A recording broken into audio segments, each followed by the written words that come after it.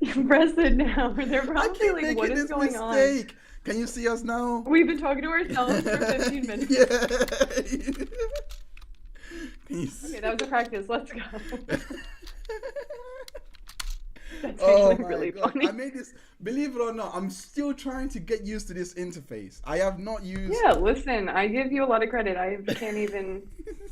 No, it's because OBS, from what I used to stream with when I was doing streaming back last year, they have really updated, and I haven't had a chance to actually get acquainted. Hey, Kat. Hey, Pickle B. Everyone. Can you hear us Caroline. now? Yeah, yeah, they can see us. They can see us finally. Thank you so much. Thank you so much for everyone for joining in. Um, yeah, so we're gonna wait for a few more people to join in. Charlie, I love Charlie.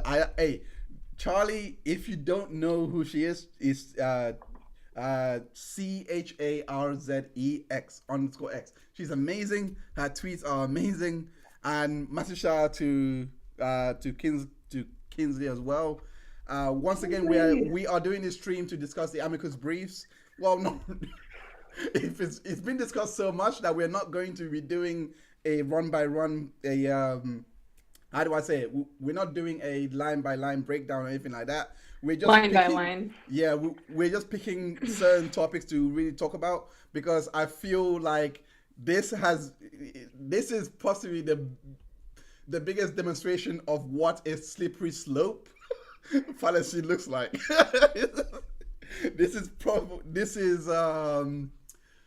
there's so many words that I can't describe this brief. But that's what Alana and I are going to be doing. Before we do start, there is a video that I want you guys to there's a video that I want to show you guys to actually put this whole this entire live stream into perspective, because we're going to be talking about the open letter first. So of all the people to talk about, this is the one video to do it. So let's go. Damn it. Oh no. Oh no, it's happening again. Oh Jesus Christ. All right. Okay, so I finally got it working, and now oh gosh, it's happening again. 1 second. Okay. Are you sure we're live? Yeah, we're live this time. We're live this time. Yeah, let me just try and figure this out. Yeah, that's the one. Oh, finally, yay! It works. All right. Good. All right. Let's start again.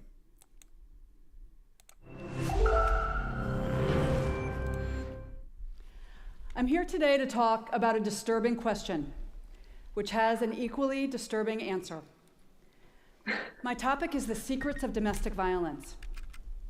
And the question I'm going to tackle is the one question everyone always asks. By the way, before we actually continue with the video, this I'm not sure if you've been on Twitter recently. This is the same woman that came out in support of Amber Heard when she was with the open letter, and says that harassment should not happen in any way, that survivors should feel empowered, etc. I'm not sure how many people actually saw the tweet, but she also spoke in support with Johnny Depp and said that he was also a victim and he could speak up. And She's playing both sides. basically, I don't know if people saw the tweet, but it's possibly the funniest thing I've seen so far. I couldn't believe it. I think one of my followers tweeted and was like, this person can't make up their mind. So I wish I got the tweet right here to show you. I don't have it. I couldn't find it. It is on a screenshot on my phone. But it was insane. It was insane. Natasha, hey, shout out to Natasha. Natasha! Yeah, love you too. Love you. Yeah, Charlie knows what I'm talking about. This video puts into perspective all of that. So let's go back to the video and watch. Why does she stay? Why would anyone stay with a man who beats her? I'm not a psychiatrist, a social worker, or an expert in domestic violence. I'm just one woman with a story to tell.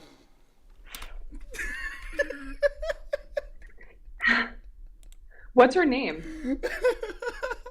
Her name, flip it. I mean, is it really relevant? Anyway, sorry. I was gonna look her up on the list. Nah, I'm joking. Her name is Leslie. Leslie. Let me actually go back and check. Leslie. Morgan Steiner. Leslie Morgan Steiner is her name, and what she basically said is basically everyone, in my opinion, that are on that list, and she's not an expert. She's not a psycho. You heard her. Yeah, Leslie Lynn Steinman. Thank you She so told much. you herself. Yeah, she told you. She told us herself. So, I mean, we could just talk about the stuff. I know that's not what you wanted to do, but yeah, no, it's fine. It's fine. We I think we just had a bit of difficulty there, but we are back. So, I'm not sure. Yeah, it froze. I'm not gonna go back. I don't know what happened there. In all honesty, yeah. So apologies for that. But yeah. So anyway, away from that, we are going to be looking into the Amicus Brief, into the letters from the experts, which is the funniest part in my honest opinion. Let me just quickly get this up. But yeah, Alana, have you ever seen like what is an amicus brief supposed to represent in when you are applying it to an appellate court? yeah, it's usually like an organization, or like it could be individuals, but it's usually an organization that like is like speaking to larger issues, like policy issues, like things like that. Like, I'm sure not everybody here is American. Obviously, you're not, but hopefully everybody knows. Can be. That, I can identify as American. you could be, not with that accent. I have like an example of one that I read myself, like during when Roe v. Wade was going to be overturned. It was before then, but oh, wow. It was Dobbs v. Jackson, it was women's health, and there was an amicus brief filed by the American Bar Association. And basically what they were saying was like, we're here to talk about stare decisis and precedent, and to talk about how important precedent is. So they were like, you know, they wanted to keep Roe v. Wade. And they also were talking about like, their other issue that they wanted to speak about was gender equality and like equality amongst the sexes. So like, it's really not normal for an amicus brief to be talking about, we don't agree with the verdict. Like, you know what I'm saying? Yeah. Yeah. Like the jury got it wrong, totally. Yeah, like I don't know. I'm pretty sure a lot of people on this chat probably watch a lot of the law tubers, because I know how much this community really values information, and they really value accurate reporting of said information. So I know a lot of people have probably watched a lot of law tubers, and I think I speak for everyone. Actually, you know what? I'd rather speak for myself, because I don't know what everyone feels like. When I say Andrea Burker is probably the GOAT of all of this, she's the GOAT. She's the GOAT of. Yeah, she's a badass. Yeah. So I'm pretty sure everyone caught into a stream, caught into a stream with Ian Runkle, and they basically decimated, in my opinion, they decimated this entire brief, and and they've done it with such style that it's it did make me question, because when you first read the brief, I mean, as a layman, for someone like myself who doesn't know anything about law or anything like that, when I read it, in my head I was thinking, this doesn't sound right, and that was just mainly because I'm anyone that knows me knows I'm a stickler for words and its meaning, and all of those things. So when I saw it, the first thing I thought was, this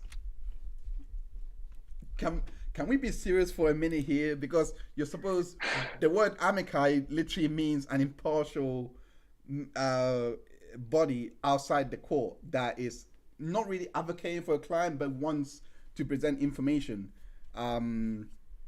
to allow the court to basically try and understand where they're coming from. And when I read it, it just to me it screamed it screamed a lot of like toddler issues. Because that's what it screamed to me. It was a lot of issues in my honest opinion. Like well, for me, the whole thing was they were saying we just like really think that like this is going to damage other people, so you really just need to overturn the verdict. And that's not how that works. That's really not how that works. Oh yeah, and also Amber Heard is a victim, so you should also turn over the verdict. Right, like that could work both ways. Exactly. We're talking about the one that was like, there was one that was better than the other. We're talking about the really bad one. Yeah. So not the one with the First Amendment arguments. We're gonna get to that one, but first let's quickly look at this list because it was compiled by somebody. I wish I can name them, but I don't think they want to be naming this. But they did so much work. It's amazing, but they don't want the credit. Yeah. Like, so I would name them and be like Kanye West and be like, I'm not gonna say who they are. Don't be like Kanye. I'm not gonna say who they are. Or anything like that, but and then you're gonna say it. Yeah, I'm not gonna do that to him. But basically, this list is possibly the best. It's the best list I've seen. It is the best list I've seen, and it collects every information of every person that signed that brief. Sorry, not briefs. Well, technically they did sign the brief as well, but they mainly signed the open letter, and they were basically saying that there were experts that were siding with Amber Heard. And it was quite a controlled letter, in my honest opinion. And I think what he came up to was he found that 25 of them were legitimate experts, I believe 25. And 25, yeah. The rest were not really experts, but there were 189 were not experts. 189 people were not experts in this. Not experts in like DV or IPV or whatever. They may have been experts in something else, but yeah. So we're just gonna go look through that. So this one here, I think there's one here. I'm just gonna go through like Cheryl Alexander is regarded as an expert here because she was in trauma information. I actually agree with him on that one. I think there was a clinical psychologist, a clinical psychologist that was actually here as well. That was regarded as an expert, and I actually agree with him because I actually agree with the person that done the list because there was only 2 clinical psychologists that were on the list. Wow. That I actually, because when you have a clinical psychologist on the list, they have nothing to be impartial about. They have to be impartial because they are offering treatment to their patients, whereas a PhD holder is not really, they're not certified to administer medication and all those things. So that's what I'm trying to say. Like, one person compared to the other, which is the PhD holder, in terms of expertise, that's where I'm kind of like, can you really call someone who calls himself a doctor and holds himself a PhD? Can you really call them an expert or an advocate? Because you can pretty much get a doctorate just studying theology, philosophy, law. Yeah, why don't I get to be called a doctor? Yeah, you know what I mean? Like, I think Yes, in the chat, Kat actually has the right idea here. She says pure versus applied expertise, because it, because like I said, with the clinical psychologists, they're applying that regularly, while one of them is just theoretical. So, and I'm going to um it was quite The interesting academic. that it was Dr. From this list, it was actually Dr. Ingborg Kraus that he actually didn't deem to be a DV expert, which was quite interesting to me, because I personally thought, in my honest opinion, I personally think the clinical psychologist would be an expert in DV, because they are treating these disorders and all those things. But I can kind of see where the guy is coming from, in the sense that um, maybe they're not dealing with DV victims on a regular basis. Do you understand what I mean? Exactly. They are more Exactly. dealing with they're more They might be dealing like child psychologists, or, exactly. like, yeah, they could be dealing with Ex- anything. exactly. So I'm not gonna rail on him, or on the guy too too much on that one. But I am gonna. There is one name on here that everyone knows I hate, with a Oh passion, God. with a passion, and the name of that person is Dr. Jessica Taylor, and I hate her so much. I hate her so much. Anyone She's that posts, quoted in the brief. I cannot believe. Yeah, yes, and she's the perfect segue to the brief, because she has, in my honest opinion, she is possibly the worst person. If I was Amber Heard, I would be requesting to have her name taken off that brief, because there is no way, especially when you have a pending case, like a possible pending litigation that could come to you and say, listen, if you don't take this victim's name off your book, you're going to have problems, because that's what she has done. She has basically put somebody that a victim story that doesn't want to even be in our book, and and this person has requested so many times, take me off that book, take me off that book. I don't want to be in it, and she hasn't done it.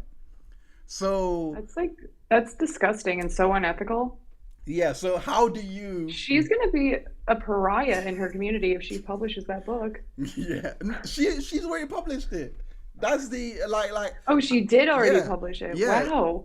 And this is probably the only one person that I don't want to play devil's advocate for, because regardless if you publish it or not, take it, like put that just take it off and put it back up again. I don't care. I don't care, because if you're gonna say that you're an expert in DV and you advocate for victims, there is no way you are ignoring the cry of victims saying, listen, I don't want Yeah. just one person. It's not like the whole victims are saying take all of us off the book or anything like that. It's just one person, and it rubs me the wrong way. But I don't want to spend too much time on this. There are a lot of names on here. I think, like I said before, I think the there is one more name on here that the road Is safety. Proudman on here? Yeah, yeah, Dr. Proudman, Dr. Charlatan, Dr. Charlatan Proudman, barrister, academic, and I know the person that typed this. I know the person that typed this could not wait to put no under expert in DV. They just couldn't Oh wait. yeah. They just couldn't wait. They She's just couldn't. something else. She blocked me. Yeah. Oh gosh. Who hasn't? Like, she blocked me for just telling her, "Look, it's what you said. I'm just quoting you." Yeah. So when it I don't know comes what to got me blocked. it's probably something you. I'm sure What it's something was? I said. Did you tell her that did you tell her that she was wrong? Because if you did that. Probably. I don't know which one it was that got me booted. Oh, I finally got blocked by Kat, Ten Barge the other day. Oh, flipping heck. Oh, what did she do for? She was the last one. Now I've got them all. Oh Lord. All right. So that's Let's get to this brief. Let's get to this Amici brief because Lord Jesus Christ, take the wheel because I mean, I'm glad that we're not going over it so much again because I can't deal with that again. It's like it hurts to read it. I mean, I don't know your background in Too Tough. Like, what type of lawyer are you? If you don't mind me I asking. do a medical malpractice defense, so not this. Oh, okay, so, okay. Now I don't know anything about that, but I'm guessing you would be very familiar with HIPAA laws and all of those things when it comes. Correct. So, so when you saw Dr. Spiegel and what he was doing, I'm pretty sure you know. I have never seen an expert witness. I have never seen that in my life. I've seen some pretty bad expert witnesses too that like get all like upset on the stand, but that was the strangest. That was the worst expert I'd ever seen. Yeah, that was bad. Yeah. So, the people that actually wrote the counsel to Amici not actively admitted in Virginia. So that's the first part. I'm not sure if you can see the screen. Let me know if you can see the screen. I think yeah. So if you can see the screen, let me know. But yeah. So it says they're not actively admitted in Virginia, which I think was what Andrea and Ian were alluding to. Huh? What were you gonna say? Yeah, the counsel to Amici, it says not actively admitted in Virginia. So when they put this out, like as Ian and Andrea said yesterday, it's most likely just a leak that was going to get submitted later on, and they're I'm not right. sure. I don't think, you think that I don't know if it's going to get submitted because there's so much stuff in there that like goes against like the thing that goes against Virginia law, like with having saying, oh, this juror spoke to the press or whatever. Like you can't do that. Like you legitimately cannot do that. It's like a very strict law, and they both had it in there. Yeah, and that's. They're gonna submit a brief where they couldn't even get the facts right. Come on, come on. That's funny. It's embarrassing. Should we talk about that? Yeah. Funny enough, let me just quickly go to that. That was flipping. I know exactly what you're talking about. That was in. Let me actually start here. Okay. Undisputed evidence demonstrate Miss Heard was subjected to emotional, psychological, and verbal abuse. Notice, I don't like this, and I really hate this. Why on earth do you spend your time delegating and spend your time saying he was headbutting her, he was doing all of this, he was doing all of that? You spend all your time trying to prove that case, and when it comes for you to argue it, you're now saying you're not even bringing physical abuse up or anything like that. You're bringing up psychological, emotional, and verbal. Does that make sense? No, it doesn't make sense. They're basically saying, we know you didn't believe her story about, the physical abuse, but just like he called her a badass. So, yeah. Consider this. Consider this. Pretty serious. I in my opinion, I have not seen a more grasping of straws than this, because if your case, I mean, I don't know what you want, because you went in there and you alleged something other than physical, emotional, and psychological. It wasn't like the case was predicated on the rape. Oh God. I'm gonna get removed on YouTube now. It's predicated on the grape. Grape, let me say it like that. Grape. It's predicated on the fact that he was beating her to a pulp with rings and nose was broken. How do you want a reasonable jury to infer, oh, okay, let's just ignore all she said and let's focus on coercive control. Like, please. You think an appellate judge is going to be like, oh, yeah, sure. Like, that's even worse than a jury looking at it. Like, I don't know. I have a feeling that if these get filed, they're going to get shredded pretty shortly after that. Yeah, Charlie from the chat says, they basically said, I know she lied about physical and abuse and attempted murder, but he called her bad names. I'm telling you, this girl kills me.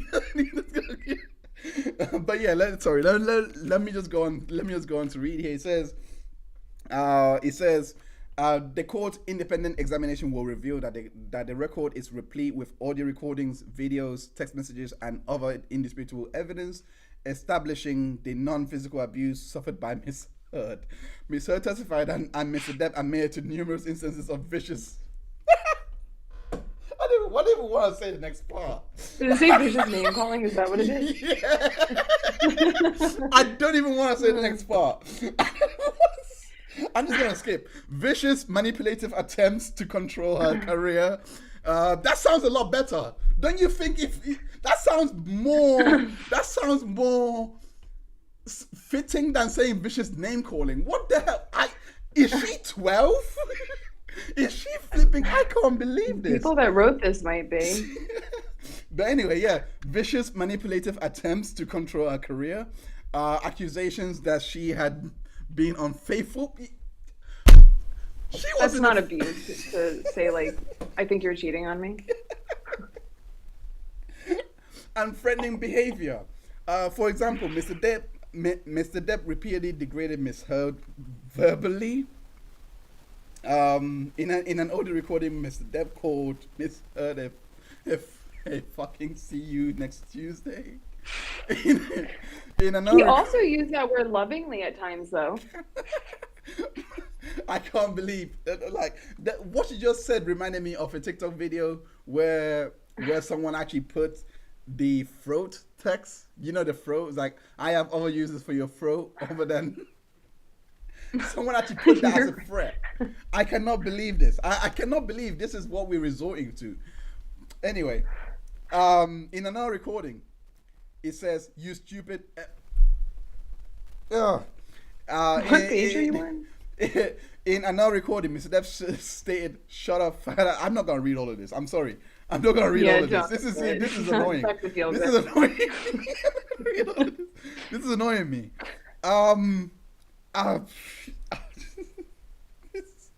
Okay, let me just get to the point. It says here, further still, Mr. Depp repeatedly acted in a threatening manner towards Miss Heard, engaging in physically violent outbursts and destroying property in Miss Heard's presence. Okay, this is getting interesting. Mr. Depp's bodyguard has testified that during an argument, Mr. Depp called Miss Heard a fucking washed up and a fucking... Did she not go for did she not say that he was a washed up actor with that? Oh yeah, she said that stuff too. She also was saying like I don't know, what can I say on here? She called him a baby, she called him a joke. She called him a joke. She called him a washed up. She told him to suck her dick. So come on, like, I mean, I can understand why the jury thought, you know what, these two engage in psychological, verbal, and emotional abuse. Both of them did. I can understand that, and I can understand why that jury came out and said it did not rise to physical abuse or sexual abuse like Miss Heard claimed it did. Right. I can understand it because we heard the recordings. It's literally there. She said these things equally as Depp. I don't understand what they're trying to get here. I don't know either. She screwed up by even going that far with her stories. She should have just stuck with the argument of like, he was emotionally abusive to me. That would have been a winning argument probably, like in court. Yeah, it's especially when, for one, it wasn't. If she had better players. I think they were the best she could no, get. Elaine sucked. Ronborn was good. Yeah, I mean, I'm not gonna defend Elaine in any way. It's actually staggering that it's actually astounding that she actually cost a lot more than Rottenborn. A lot more. How is beyond me. But in all fairness, because she's older and she's probably a partner at a law firm. In all fairness, I still can't understand it, because the way she even worded the op-ed, if she went into that case and said, no, I just meant physical, I did not mean physical, I did not write the headline, yes. I was talking about 2 years ago when I was hired by the ACLU to be an ambassador, like nothing to do with that. Yeah. Like, there was a lot of things she could have said, yeah. Yeah, and this is why I actually understand when people say that the counterclaim that she done destroyed her case, because then she had to bring her case to prove that it wasn't a hoax, and that's what brought in the physical, like the sexual.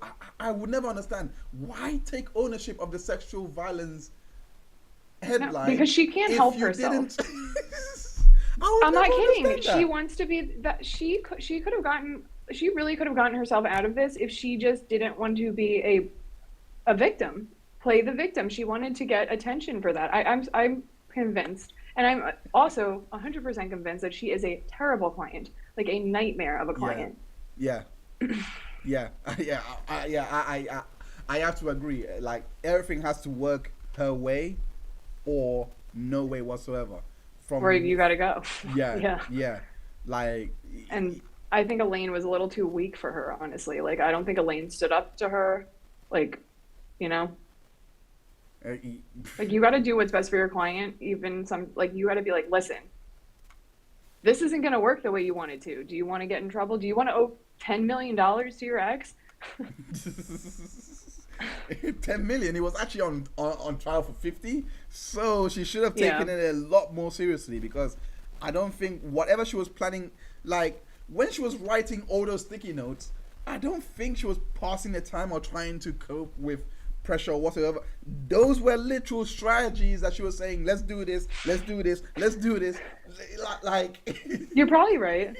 It has to be, because they also they all looked like they hated her by the end of it. they wouldn't even hug her unless it was Elaine's idea to do so. Like, it was it was incredible. But anyway, let me go back to this brief. It says here. It says here, Mr. Depp was captured on video violently, keyword, violently, smashing cabinets.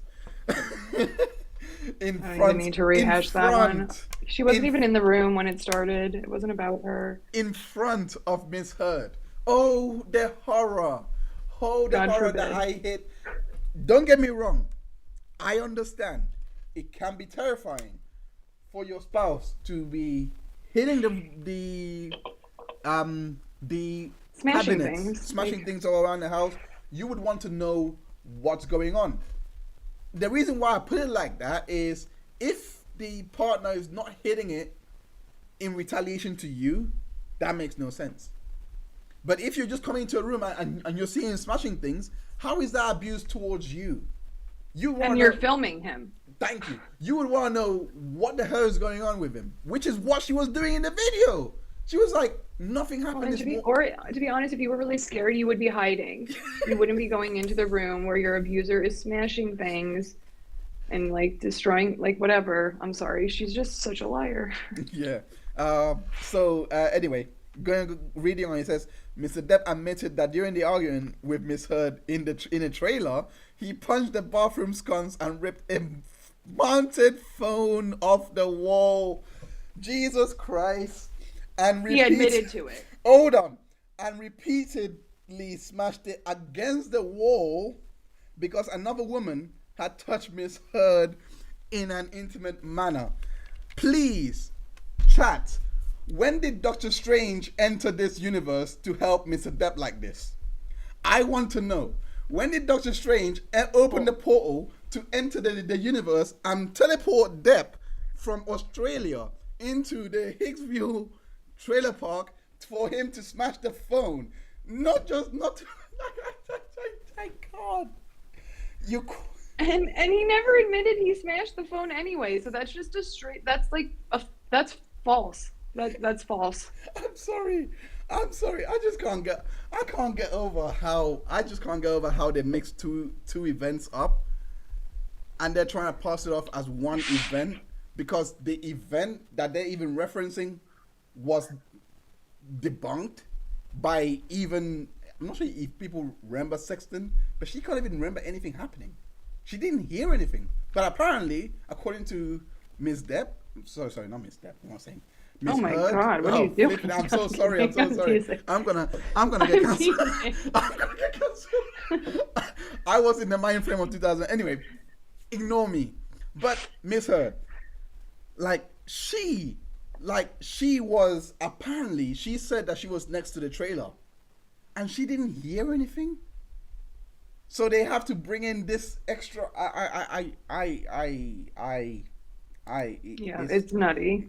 This was the footnote here says destroying property is a tactic many abusers use to threaten their victims. He didn't use it here. Maybe you can argue Australia, and he went downstairs and destroyed the property as he was leaving. But you could argue it, but that's something for the jury to decide. Yes, but even objectively looking at it, in my opinion, he is leaving the scene and he's breaking those properties. How is that a threat towards her? Is what I want to know. Because no, yeah, I agree with you. I was just saying, like, the brief is like kind of stating that like that was abuse, and it's like no, I don't know. Why don't we let the jury decide? Yeah, they said no. Yeah, so these examples of Mr. Depp's undisputed conduct were not an exhibition of common couple violence experienced in some relationships. By contrast, Mr. Depp's behavior fits a paradigm of serious chronic abuse designed to dominate one's partner and to exert general control over the relationship. Okay, I don't know. That sounds like someone that isn't Depp. It's like a conclusion. There's this like they're like drawing a complete conclusion. Yeah, it's not a legal argument. They're like, this is how I feel. Yeah. Which is manifested in the use of wide-range power and control tactics, which is many of which are non-physical. In fact, Mr. Depp's undisputed conduct is also consistent with numerous factors scholars have identified to assess the risk of grave danger and death in abusive relationship, including has the physical violence increased in severity over the past year, and or as a weapon or a threat of weapon ever been used? Is he drunk every day? This is what I hated. Okay. So this is also stuff that like Dr. Hughes already brought up during her testimony. Yeah. And the court, the appellate court is going to see all that testimony too. Why are you saying it? Yeah, especially when you're supposed to be Amici. It doesn't. Anyway, the fact that they also use gendered language here as well is like, is he or she, or is this person? Anything could have sufficed. Are they drunk? I don't know. If they want to use they them, as much as I don't like they them pronouns, use it here. That makes sense. Are they drunk? Or make it vague. But yeah, I hear you. That's like Dr. Hughes all over again. Yeah. Does he control all of your daily activities? Does he use drugs? No. Does he use drugs? I mean, let's go back to that. Does he control all your day-to-day activities? Please, who was crying and beating up somebody just for going to see his friend next door? Not even fucking James Franco. No. Not even Isaac. Isaac was next door, and she was beating him up for seeing Isaac in the next, not even another building, not another state or anything like that. Even if that was the case, it's not justifiable, but he was next door. And yet, this is does he, that pisses me off. Does he control most of your daily activities? Does he use drugs? Is he violently and constantly jealous of you? Okay. For instance, if maybe, but like she gave him good reason. Yeah, I don't want. I mean, Maybe I'm being biased, but to be quite fair, I have to be fair here. The Billy Bob Thornton one was a bit over the top what did because he say? I didn't. I um kind of skipped over that part, to be honest. I was like, I have to read this shit again. okay, so Billy Bob, no, it's just I am she yeah, I am recounting Australia when Deb wrote Billy Bob Thornton on the Mirror. Oh yeah, and what did he rate? Billy Bob and what? Yeah, Didn't he starring write Billy something Bob. like Yeah, her starring name, but Billy not Bob. her name? So apparently he was jealous of her doing the movie London Fields with Billy Bob, but in my honest opinion, when it came to that, Billy Bob has been with his wife for a while, and they're pretty solid. So if he was jealous of Billy Bob, relationship with her, to me, I mean that's me knowing Billy Bob's relationship with his wife and how much they've been through together. I'm like, okay, that was a bit. Maybe you shouldn't go down there because I don't think Billy Bob would actually step out to do anything with her, if that makes sense. Yeah. Based Let's on hope what not. he's been through, based on what he's been, that's probably the only time I'm like, yeah, he was out of line here. But if you look at the pattern leading up to it, the Musk, the Franco, because they all met way before Billy Bob. It's kind of Billy Bob was kind of like the one that broke him per se. Like shit. Like, are you seeing him too? You saw this guy. You Yeah, saw and this like, guy. All of those things. yeah. So that's probably the only person I'd be like, yeah, he shouldn't have gone there. But everyone else kind of played out to his suspicions. It's like everyone people do get jealous. People do get jealous. But And that's not wrong. If you're in a committed relationship and somebody's cheating on you, you're allowed to be mad about it. yeah, let me read the comment section quickly. It says here, let me just scroll up.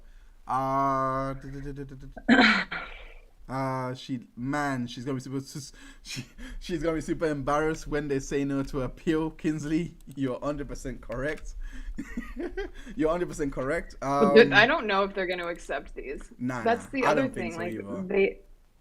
yeah, I mean, if they accept them, they're not even going to read them, or they're going to read like the first sentence and throw it in the garbage. KH says, I do not wish her any harm. I just want her to go away and get on with whatever Amen. whatever life she has. I don't think that's gonna happen anytime soon. I think this is going to be going on for as long as feasibly or humanly possible. I think. Well, at least she's not in the country. Well, she's in Europe still. Sorry, you can have her. Shelly says Heinz love gives me life. Okay, more life to you, Shelly. I don't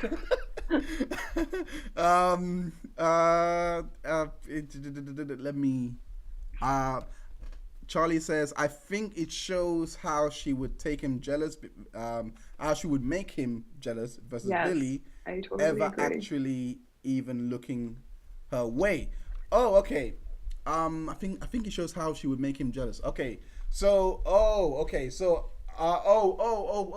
that's an angle I never considered. So basically, she might have. Actually, that's an interesting one. Like, for example, she knows that Billy would not do anything with her, but she would still stroke the flame to try and make Deb to make Deb think like something is going on, so that he To like can start a fight. Yeah, I can see that. That's actually that's plausible. I mean, that's plausible. Shelley says, I think that if it is unfounded, it's not unlikely that Amber laid these breadcrumbs intentionally to stoke jealousy, intentionally to hurt Deb. I completely agree. It's possible. It's a control tactic. Hard Future says it's a control tactic. My ex would also do that. It is. I didn't want to bring my ex into this. I didn't want to bring coercive control. I didn't want to bring my ex into this, but that's what actually ended our marriage, because what actually happened was I actually had a suspicion that because she wasn't taking me seriously, she must be seeing other people as well. And then from nowhere, and my ex suffered from bipolar as well. So I don't think that's here or there. But from nowhere, she basically said, "What if I am?" And I'm like, "Whoa!" I mean, like looking back now, I probably shouldn't have been thinking that in the first place and putting it to her like that. But the way she threw it back, I was like, you know what I mean? Like my head was fucked.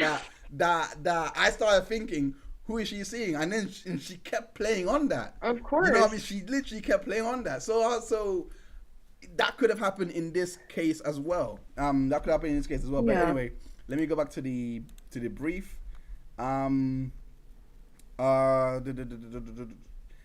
Virginia law, as well as national international authorities and scholars recognize Mr. Depp's conduct as abuse, quote unquote.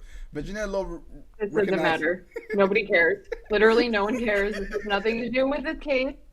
I think this is pretty funny. The jury didn't agree with that, and no one cares. Like, it says here, Virginia law recognizes non-physical abuse like that suffered by Miss Heard. For instance, Virginia courts have recognized that evidence of violence, of apprehension of bodily harm are not indispensable ingredients in divorce suits charging cruelty, and that mental anguish, repeated and unrelenting neglect and humiliation can amount to cruelty. That term is used in divorce law now. Used to be, yeah. Yeah, this is old case law, and to be quite fair to them, a lot of DV cases are tried in divorce. Like from what I've noticed, like they're not tried separately. Like it always comes from divorce. So they can, yeah. I mean, yeah. I'm not gonna say what I was gonna say. What were you gonna say? Sorry, go on. No, I'm not gonna say it. No, say it. Say it. It's not appropriate. Speak your mind. I think that a lot of times, like, accusations from both sides get thrown around during divorces. It happens. Divorces can be really hostile, and like custody of children is really important to people and stuff like that. And you know, I'm not like saying it's right to do that, but it happens more often than I'd like to think. So going back here, it says recounting also mental anguish, repeated and unrelenting neglect and humiliation may be as bad as physical wounds and bruises, and recognizing how such cruelty is abuse. Similarly, angry words, coercive and abusive language, humiliating insults, and annoyances in all forms that malice can suggest may as effectually endanger life or health as personal violence. I mean, I understand what they're trying to say here, because they're trying to suggest that all these things can lead to someone taking their life, can lead to someone cutting themselves and perpetrating violence on themselves, even though it's not being done by the spouse. I get that. However, like, I have to like, this is irrelevant here, because it's not necessarily about, it's defamation. It's truth or lie. Exactly. The jury didn't believe her. That's it. It's truth or lie. So it's not what abuse. It's not a DV trial. If this was a DVRO hearing, this would have been a completely different case, because I think this would have been considered for those type of. Oh, and they would have gotten the jury instruction in about what constitutes abuse. That would have come in. Yeah. There's no need for that here. You know, the case is a defamation case. If it was an assault case, you'd get the statute for assault. But like, even thinking on those lines, let's say that it was a criminal case where it's chronic abuse. Like, you know, let's say it was Courtney Clenny and Obumseli, and Obumseli is alive, and they're going to court for. He is lying? No, it's alive. It's alive, and they're going to court for DV. Do you think that, like, let's say that Obumseli has been let's say that that Clenny has been beating him to the pulp, beating him to the pulp, doing all those things. Obumseli retaliates with, "You white B cunt, all of these things. You are a hover heel stripper. deserve to be buried in a Honda Civic, driving over the mountains into the ocean. Your floppy fish market. Into the ocean. All All of the those bad things. He things. said all those things. Your OnlyFans only wanna, he said everything degrading to her.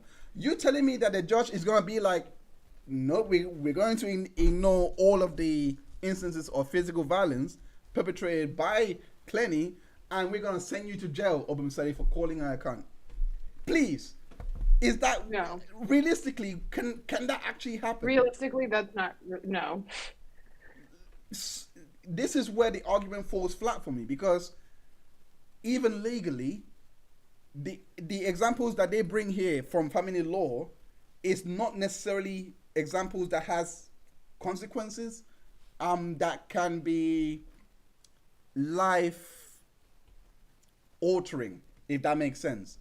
I mean, it is life altering in the sense that there is one example here that says wife testified that she suffered both verbal and emotional abuse from husband during the marriage.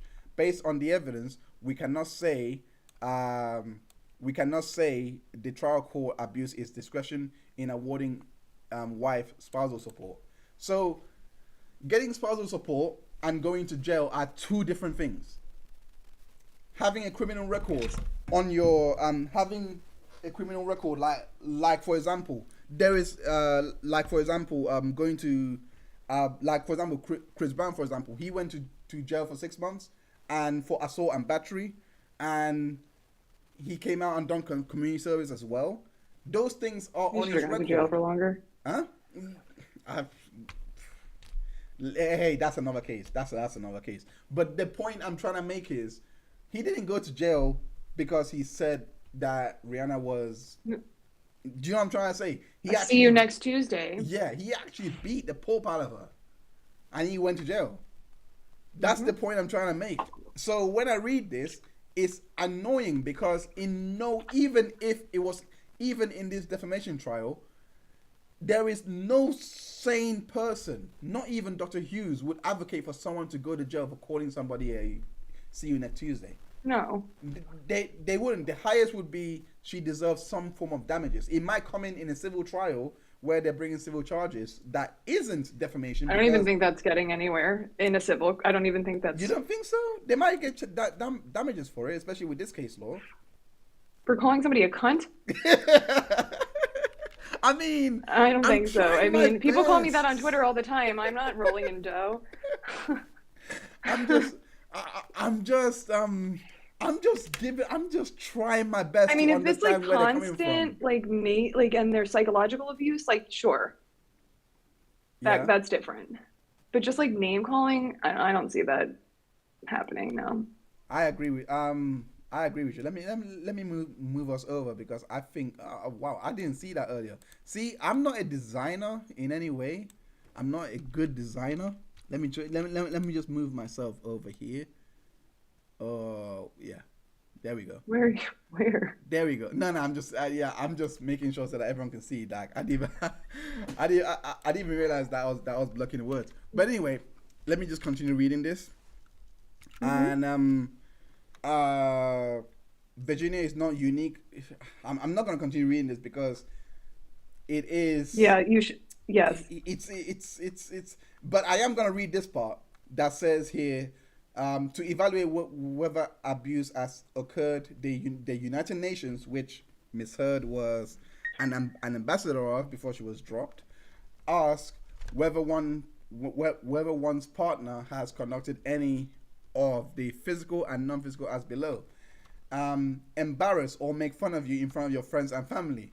Now, for some reason, that plays into the text that was sent to Paul Bettany about, the corpse joke. And again, it's not in front of her. Yeah, and if people talk shit sometimes, It's not in front. I keep saying this.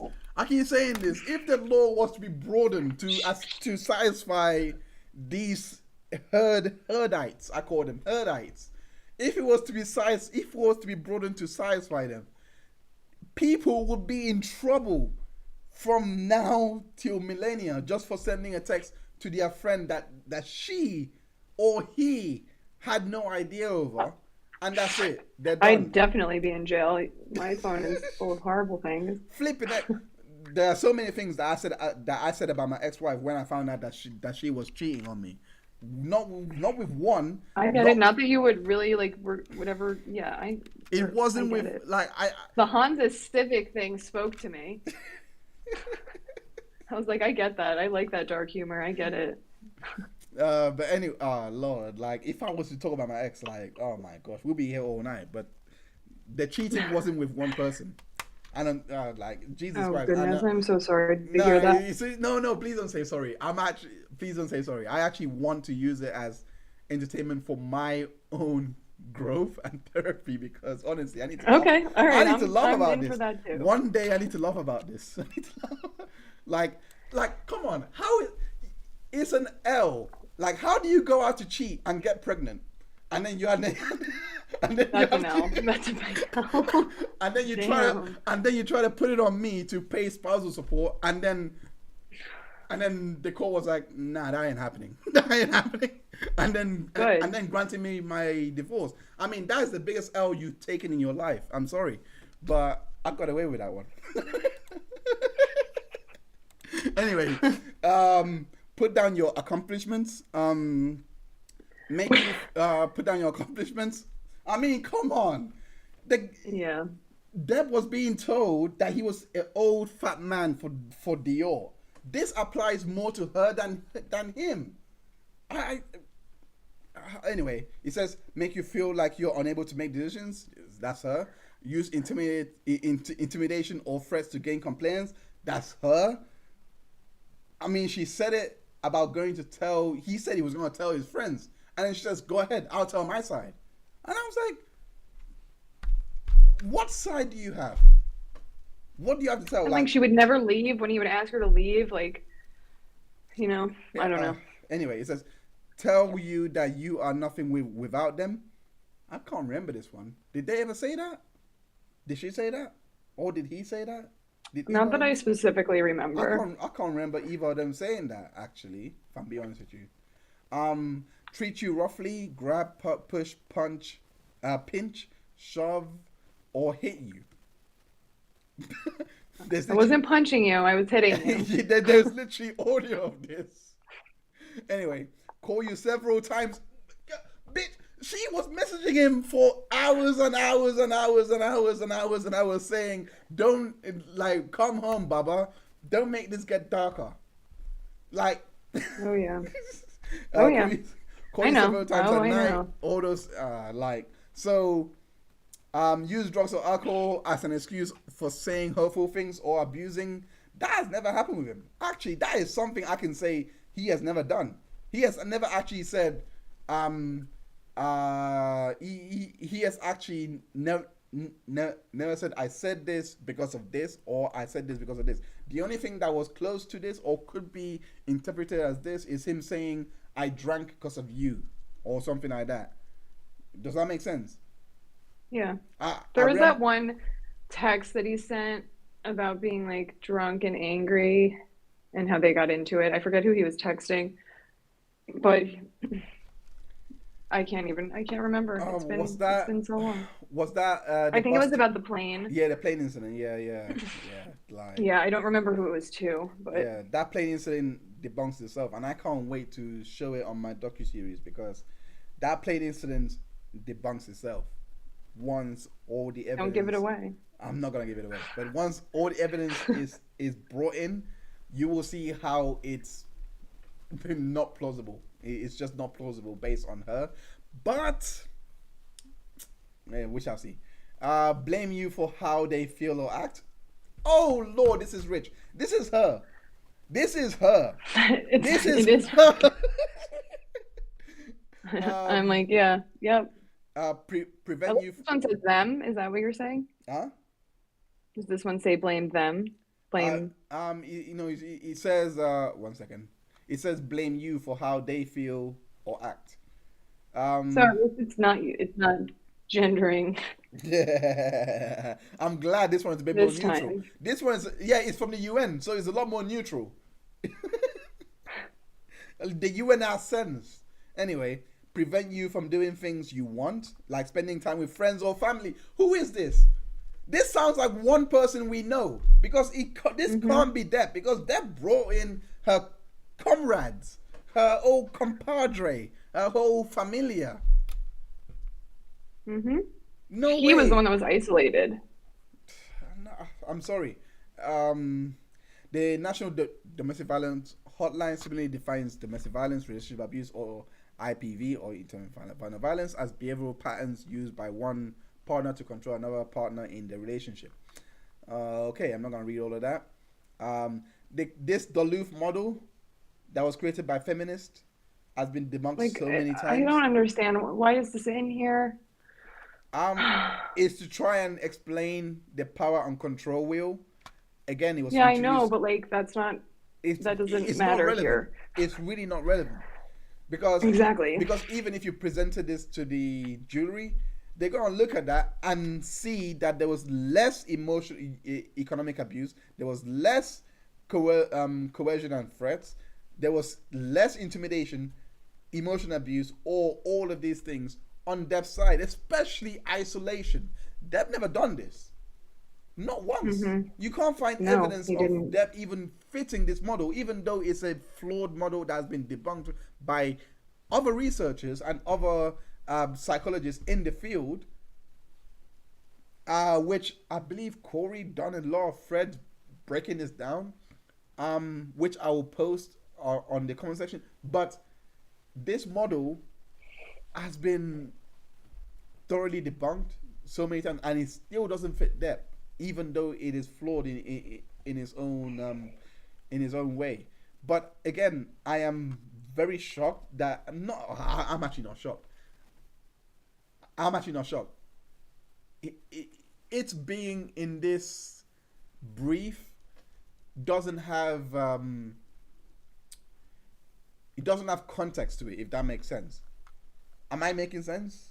I'm not sure if you. Yeah, well, it just has no business being in here. None of this entire section has any business being in this brief. Yeah. Like, you're supposed to be arguing issues of law. Yeah. Not about this. Yeah, this is This is such a waste of time. I feel bad for whoever wrote this, honestly. This is litigation also ever. So let me just read the chat and see what everyone is saying. Charlie Bubba. Bubba, please. I just realized, that was what Camille said, isn't it?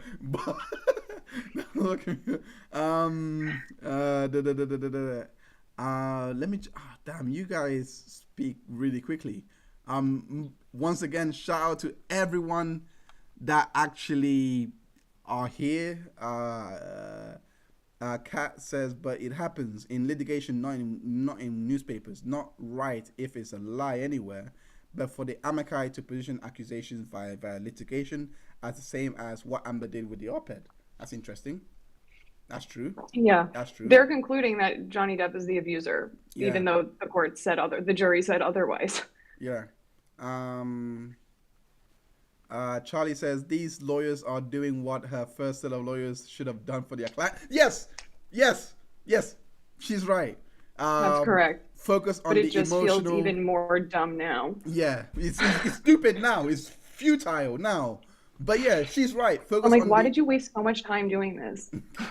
Yeah, focus on the emotional and psychological side of things. Doing it now makes her look stupid. I could not agree with you more.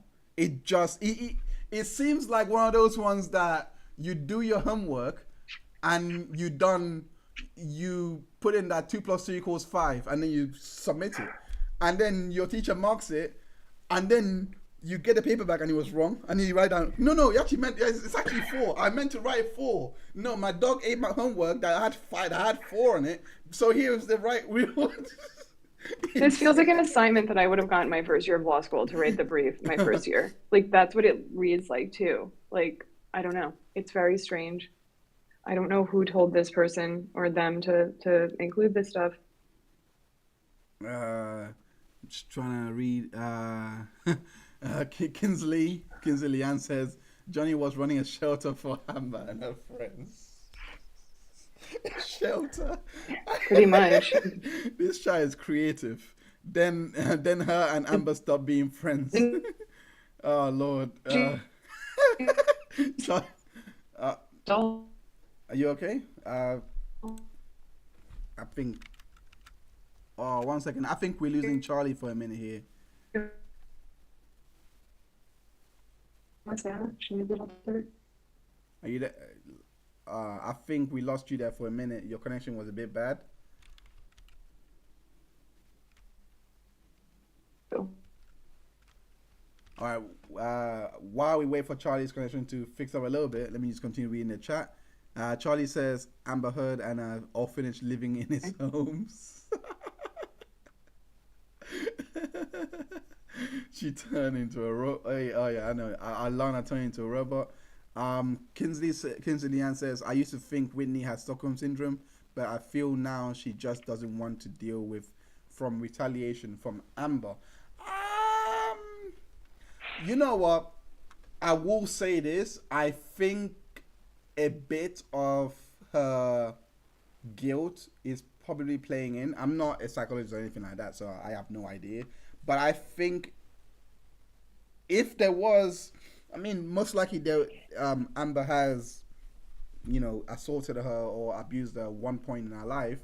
I think this is the point where she feels like, even though she knows what happened in the relationship, I feel this is the point that she doesn't want to lose her sister in this way. So she is doing what she can to defend her sister, because I feel there is a lot of guilt from her childhood that's probably spilling over, that she was probably, we don't know, she probably done something to Amber that she has regretted all her life, and she just doesn't know how to atone for it, if that makes sense.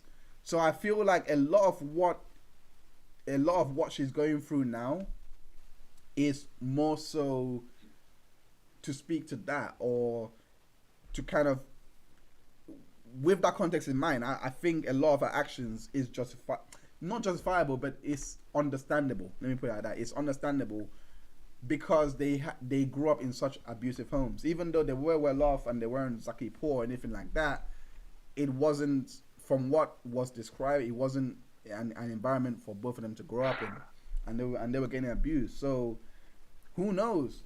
Whitney probably got abused less, and Amber got it more. Amber probably had to defend her, or took the fall for something she did, and Whitney is just trying to make up for it. Who knows? It's weird like that. It's weird like that. I don't know. What do you think? Yeah, sibling. I'm not gonna pretend to know what like family Yeah. Yeah. If we believe, yeah, that's true. Yeah. You're. Can you hear me? I can hear you. Kat says, what happened to Liz Mars? I don't know. She probably went to Mars, if I'm being honest with you. She probably jumped on a SpaceX mission and said, fuck this, I'm not handling any of this litigation anymore. I'm just gonna dip from here. She's not even on social media. I haven't found, I've looked for her social media to try and get some clues to what was happening at the time. Nothing at all. It's literally as if she just came in and dipped. Like, came in for February 2016 and just left 2 months later. Who knows about Liz Mars? Who knows about Liz Mars here? She went to space with Rocket Man. I wouldn't be surprised if they're banging in space right now on the side.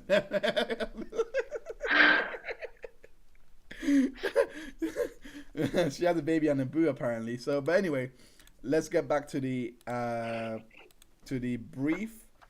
Okay, this is the slippery slope fallacy as I was talking about. Allowing the verdict to stand creates a harmful chilling effects on abuse victims seeking relief. Okay. This shit drives me crazy. Anyway, Due to the high publicized nature of the trial, the ramifications of the verdicts, if allowed to stand, will extend far beyond this case alone. I want to know, in what sensible world is defamation tried in every single case without an article? Please, someone tell me. It's just going to tell people not to lie about shit like this because you're going to get caught. So tell me how that's a bad thing.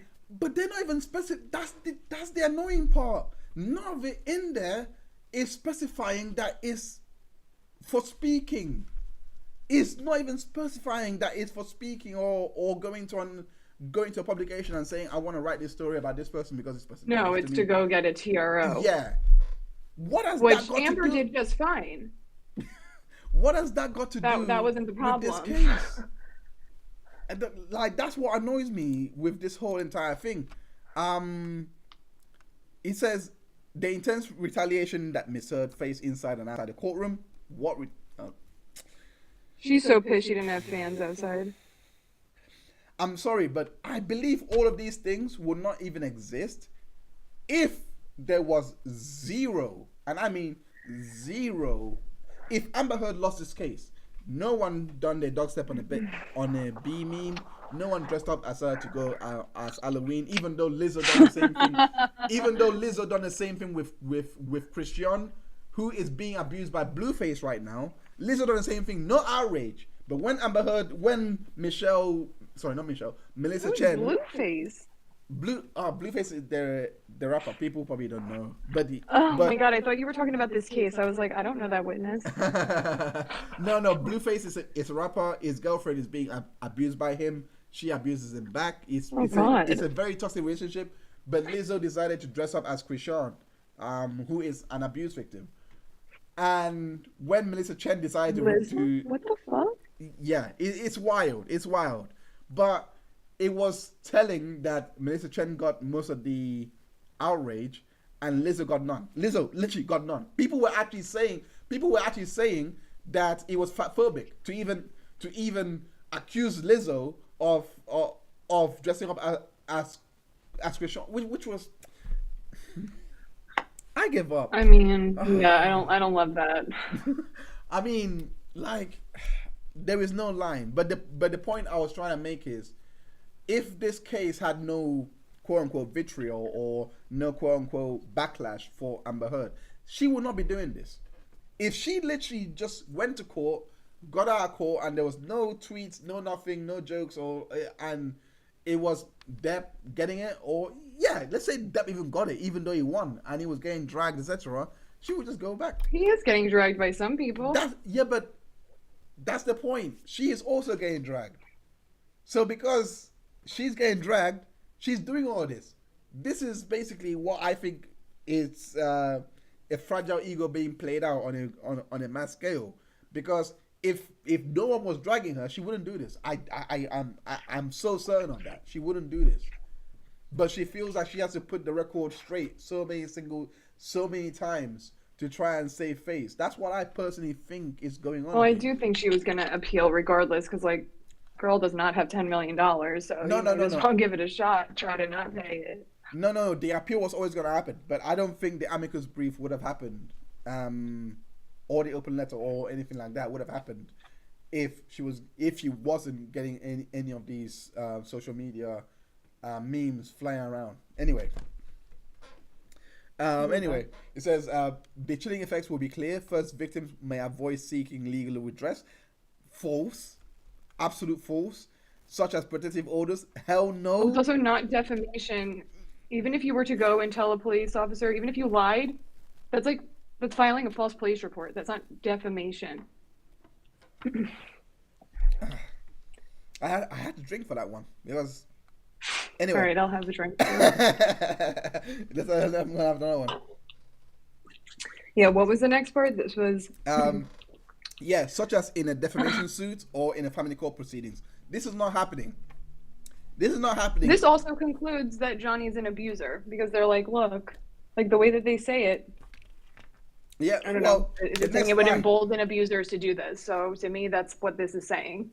The next line says, second, abusers may feel emboldened to engage in retaliation through actual or threatened litigation against their victims, further subjecting victims to their abusers' control and crippling them both emotionally and financially. Listen, if you're going to go to a publication and write down that you have been an abuse victim, guaranteed you can talk about said abuse if asked about it. It's just as simple. There is no emotional crippling, quote unquote, because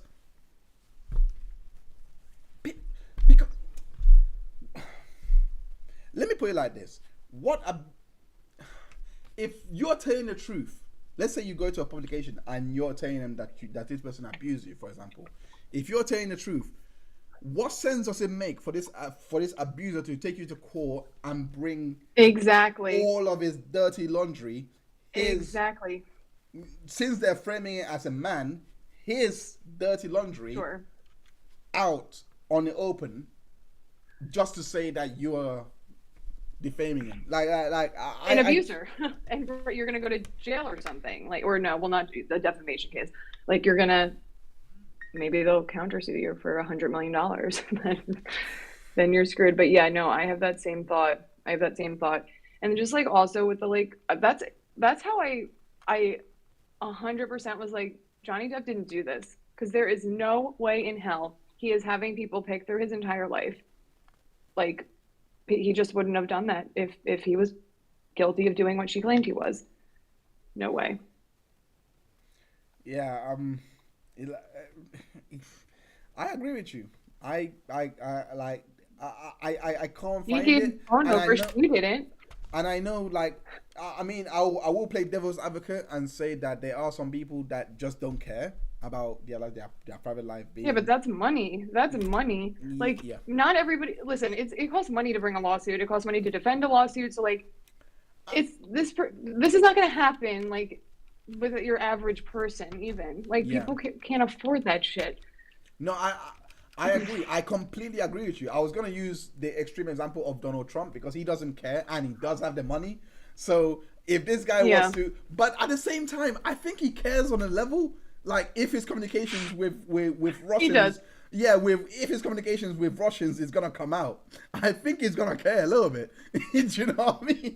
He's gonna like have to move to Russia, I guess. You know what I mean? So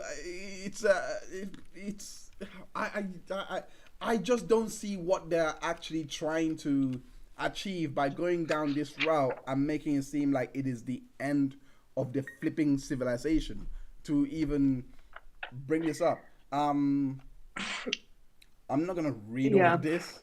Yep. It's just. And then they're like, this is gonna make people second guess victims. I'm like, I hate to say this, but like, if somebody comes to a police officer with an accusation, it's not second guessing, but they have to investigate. Like, this part here, like page 40. It's a really difficult concept for people. It says the verdict fosters a climate of second-guessing victims.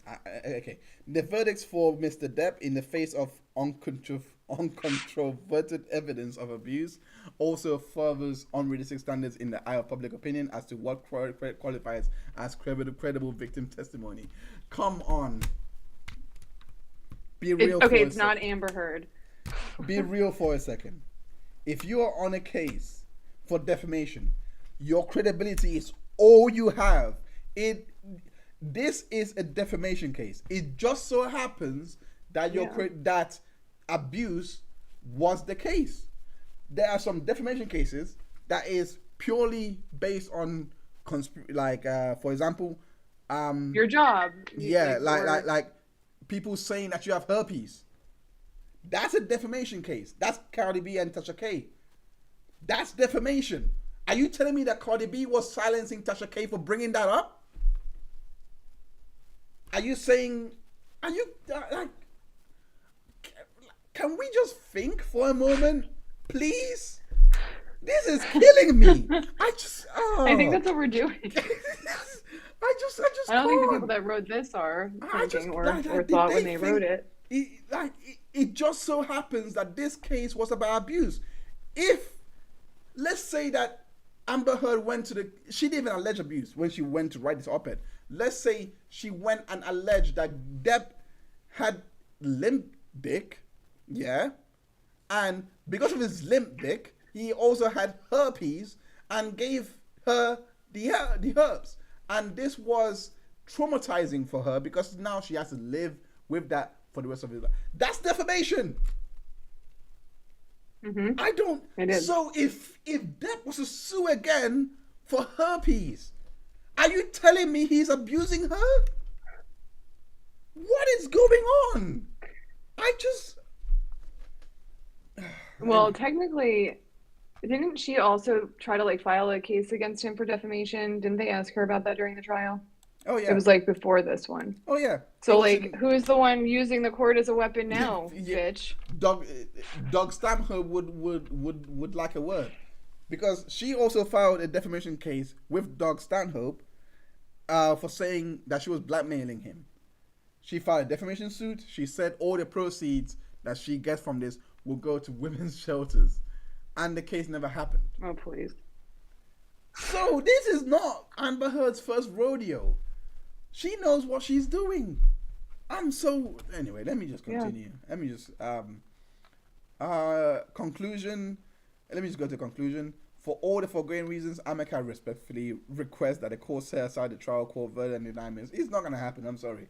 I don't think it's gonna happen. The people that wrote this. Well, and to be fair, they haven't. We have these briefs. They haven't been filed with the court. There's no motions with the briefs. Like, because you have to make a motion to the court to be like, hey, will you accept this? And they have to accept it. Like, they could deny your motion. And we haven't seen those. So I don't think these are getting filed. I think this is a PR thing for sure. I think it's PR. And the minute I saw Michelle Landis Darba here, I know it's PR. I just know it's PR. Like, they've all penned their name to this. And in all fairness, it's actually embarrassing to see their name being penned onto this brief, especially for someone like Dr. Stephanie Ann Brandt, medical MD, forensic evaluator in child-focused litigation and clinical assistant. But why are they doing that? I don't feel bad or embarrassed. Like, I'm like, you should be embarrassed. I am. I'm embarrassed for them. I have second-hand. You are for them. I have second-hand embarrassment here, even for Dr. Prodman, because she's a good lawyer.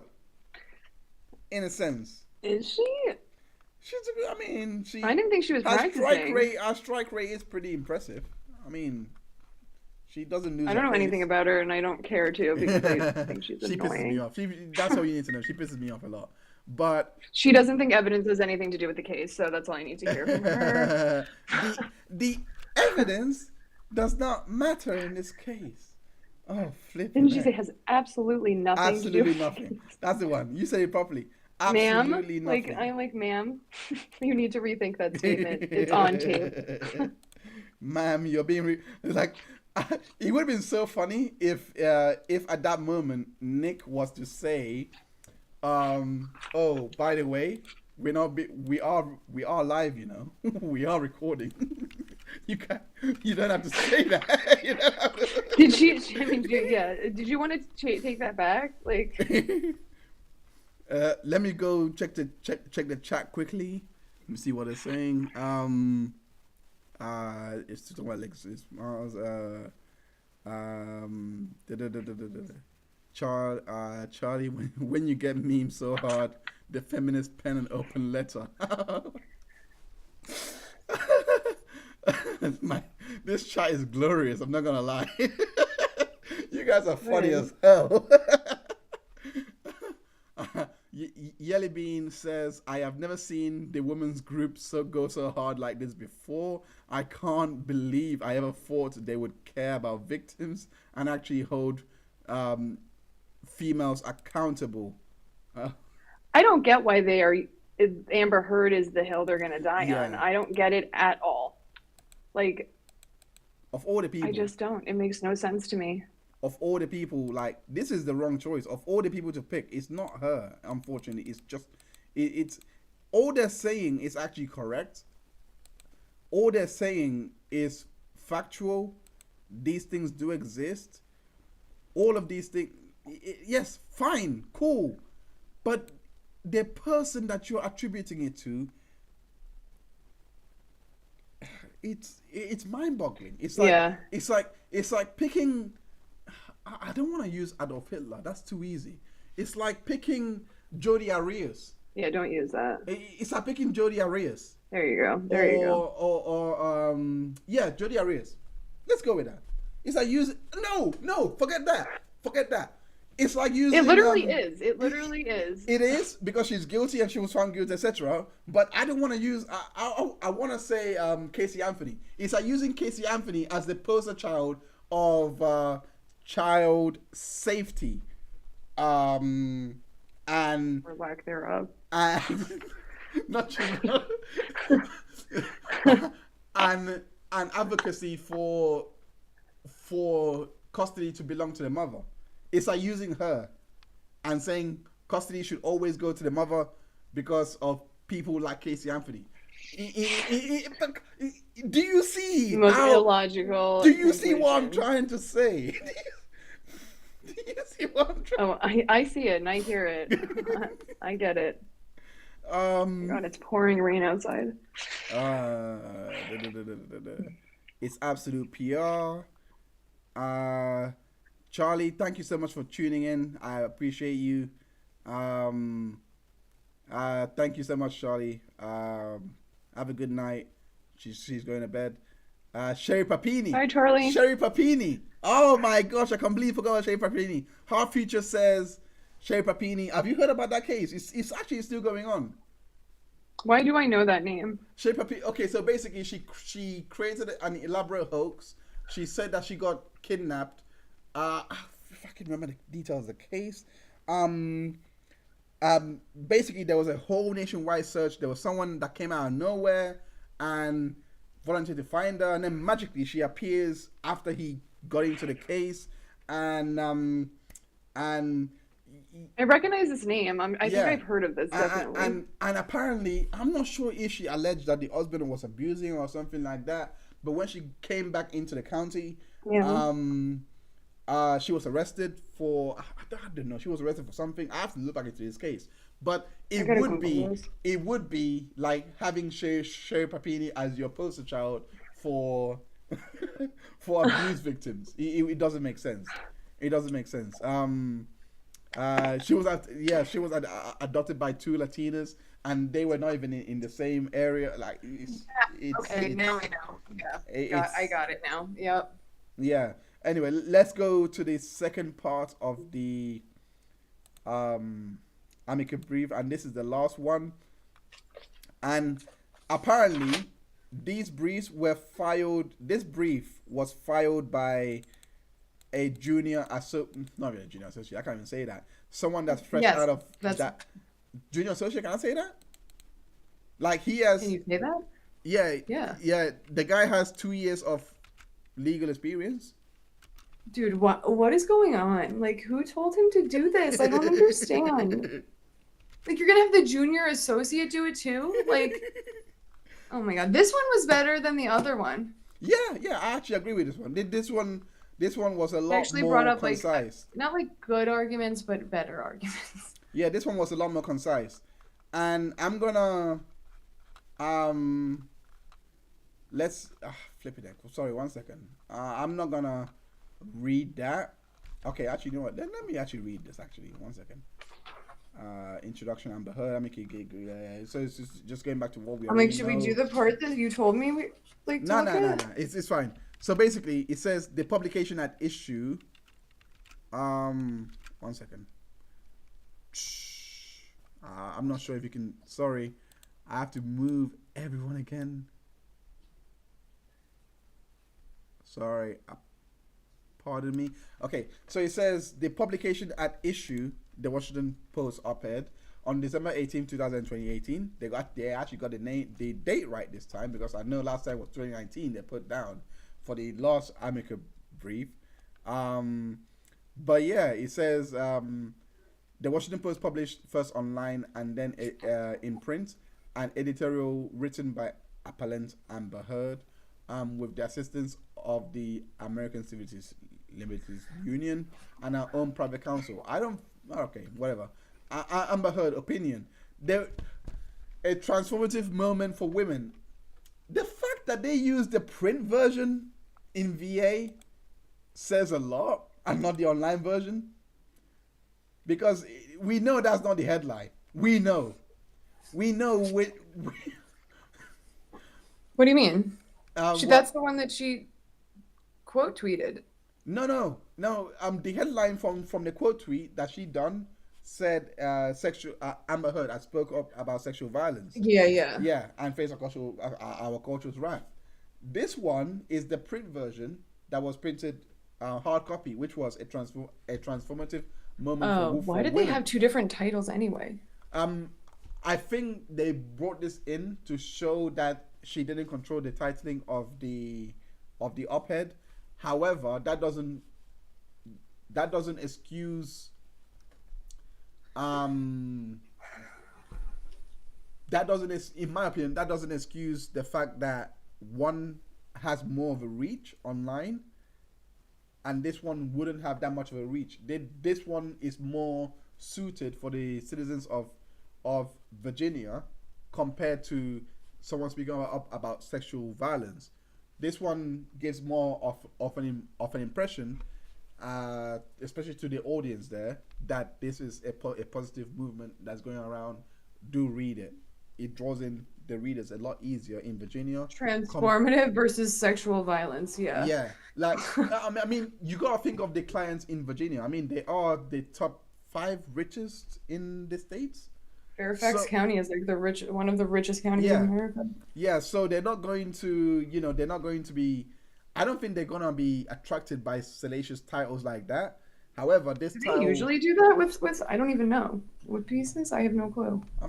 Neither do I. Anyway, it says. I'm like, you definitely wrote that headline, Amber. Don't. I'm sure she was asked and she approved of it and said something else on the stand. I'm pretty sure that's what happened. Nobody else would rate that for her and not ask her. Do you know what I mean? And plus, like, she said that she didn't write the headline, but for some reason she accepts that she did face our culture's wrath. She actually said that, yeah, I actually faced it. So if you didn't write the headline, any of the headline, why would you accept that part? Like, that doesn't make sense. Why would you say? And why'd you retweet it or whatever? Like, that doesn't make sense to me. Kat says the defamation was about the digital meta title. Yes, the defamation was it was about the republishing of the digital meta title. However, I mean, about what? Yeah. What? Sorry, you could have. Go on. Are you there? Oh damn. Think I lost her again. Think I lost her again. 1 second. While I think I lost her again. I think she's frozen again. All right. LDB is frozen. No, I again. see you. Oh, okay. Are you back? You were gone. I was gone. Oh, okay. Yeah. Let me quickly. Okay, so it says here, Miss Heard had been invited to become an ambassador by the ACLU and to work with the ACLU on an op-ed to bring attention to gender justice issues, as well as galvanize support for changes in the treatment of women who came forward to speak out about abuse. Heard advocated that readers help elect politicians who would assist in fighting abuse and pave the way of better investigations by providing proper follow-through of complaints and assurances of no retaliation. I did not get that in the op-ed. I've read the op-ed as a whole. It doesn't mention this. Are you there? Yeah, I'm here. I'm listening. It doesn't mention in detail what I've just read here or what they're alleging here. Had they made this argument and showed it in court, again, it goes back to what Charlie was saying in the comment section. Had they made these arguments in court and said this was what it was about, I doubt this would be a thing, but they didn't. So why are they making it now? Yeah. Also, this whole brief for me is like them or whoever trying to, like, everything is abuse. I'm not even kidding. And like, abuse can never be a lie. Is like what it comes down to. Is like what they want at the end of this. That's like what they're saying. It's really frustrating. Yeah. going back to this, it says in the op-ed, Miss Heard explained that she had that because she had spoken out about abuse, she had been ostracized and lost employment as an actress. As the Washington Post later wrote, the op-ed urged readers to support women who come forward with allegations of abuse by taking them seriously and elect politicians who will fight for changes to laws, rules, and social norms. The op-ed never mentioned Heard's former husband, Johnny Depp, by name or reference, such as former spouse, nor ever stated that Heard had been subjected to any type of physical or any type of abuse. Instead, other than the contented passages, the op-ed merely explained that she had been exposed to abuse at a young age. Let's go back to your... No, I'm sorry. I'm sorry. They love saying this. I'm sorry. They love saying this. I guess I truly am. I truly am. They love saying this, but the one thing I'm not gonna accept is one second. Let me try and find this document. Bear with me for a second. It's here somewhere. Okay, yeah. Okay.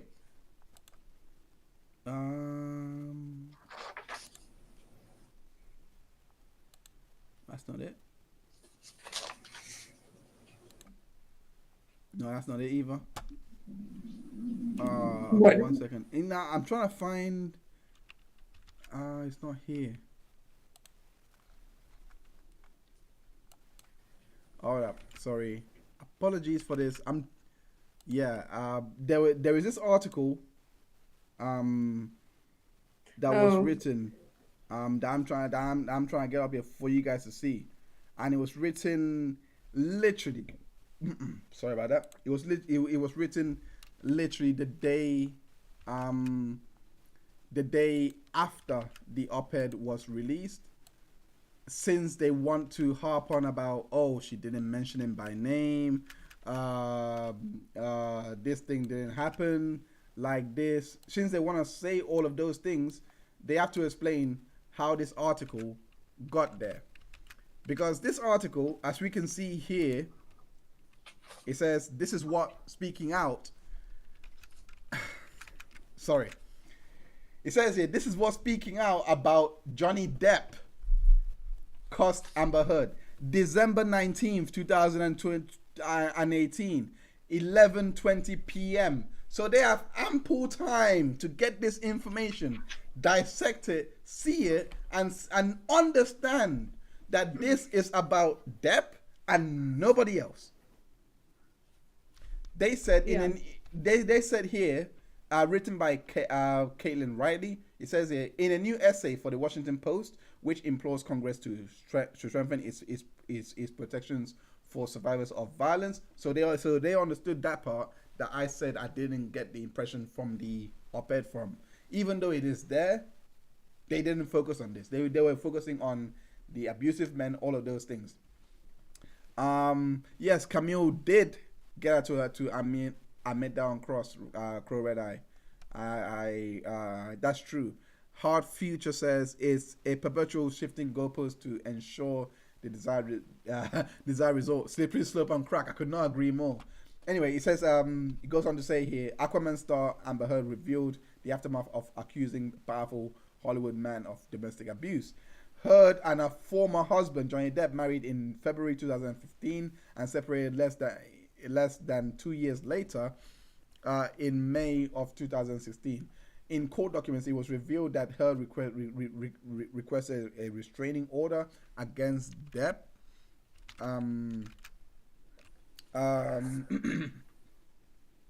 claiming he was violent with her on multiple occasions. Photos alleging supporting her abuse claim, showing the actress with black eyes, also suffered. Depp has vehemently denied abuse allegations and continue to do so. This was before any litigation. This was before any of those things. They didn't even pick up that he was being sued by the son. That's how obscure all of this was. Mm-hmm. So now they have shown what she's talking about here for abuse, the definition of abuse that she was talking about. Because what happened 2 years ago, she wasn't alleging physical, emotional, all those things. It was predefined that 2 years ago she was defining abuse to be physical violence, getting her eyes knocked out of a socket, and blood vessel popped of a graphic things. Her nose was broken. All of these things were being alleged. So it was pretty set there, and it was pretty understood by this paper, the Refinery 29, that it was Deb that did this, and the abuse was physical. So again, where did the jury gone wrong by thinking, no, from the evidence we saw, it was physical abuse, and she lied about that? Where did they go wrong with that? Anyway, though Deb was accused of it. When she lied is when she went wrong. This part is glorious. It says here, though Deb was accused of abuse, it was Heard who was allegedly punished, without naming Deb by name. No. So it acknowledges he wasn't named in the op-ed. She wrote in the Washington Post that there was retaliation for coming forward with allegations against her ex-husband. So what do you want? They know it's about Deb. They know it's about her ex-husband, and they know that the retaliation that she was referring to is obviously by her ex-husband. Whew. That's the end of the article. So I just don't understand. These are nonsense. It's really hard to understand because like it doesn't make sense. It's mind-boggling that they would even try to argue these things when it's verifiable that there were people that picked up that she was talking about Deb. Easily picked up. Oh my God. Anybody that knew they got divorced knew about this. And they knew it was physical violence. So, anyway, the sexual violence part, the extra, is what's not mentioned in what is not mentioned in that article. But it's pretty interesting that was added there. I spoke about sexual violence, and it faced our culture's wrath. Like, sexual. You never alleged Deb as sexual violence. So what else could you be talking about? It wasn't your childhood because you didn't. You didn't. I mean, you wouldn't say it like that if it was from your childhood. Do you know what I mean? Yeah, and when you look at it from the timeline, that the fact that she went to the Sun to try and get him off Fantastic Beasts, and then goes on to write this op-ed, it shows a lot of callous and a lot of ill will towards Deb in every way, to try and say, shit, if abuse didn't work, I'm gonna up the ante and say sexual violence and see what that gets me. Anyway. I think I think she really always, like, even with the counterclaim, like he's suing for 50, she has to sue for 100. Like she always has to like up the ante with everything. Everything. I'm losing stamina here. Yeah, no. We're going to be wrapping it up. Wrapping it up. We've already been through the negative. Not really gonna talk about this re-litigation because we've seen the trial. I think the most interesting part. This brief, they're like, you have to take like her. It's subjective to her. Like when she says abuse, it's whatever it means to her. Yeah. And like, no, it's gonna be what a reasonable juror thinks. Would think, yeah, exactly. And especially when you get up on the stand and say that somebody essayed you, with a bottle, people are gonna have questions about that. Yeah. What do you think about the republication thing? And they brought in the UK Sun case, which, as expected, they brought in the City of Lies, assault, I suspected. I don't actually. You know what? I didn't expect them to bring that one in. That one was a bit It because didn't even come to a conclusion at the end yeah, of it. I was like, are you like, why? Why did I even read this? Like, yeah. it made no point. It really made no point.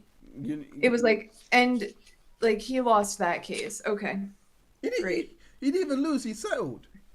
Oh. You mean the UK case? Oh, yeah. Yeah, yeah. Yeah, like again, I don't know how many more times it has to be said. If you're suing a newspaper, they could easily have the defense of, even though what was established here may not be true, we relied on Miss Heard's words. So can we really be blamed? We were not. We were relying on our words. In the UK system, Do you see one of my favorite parts of this brief was like, okay, so the comedy, like with a T, not comedy, like haha comedy. Like talking about how like basically we should adopt the UK verdict. Did you see that they brought that up again? no.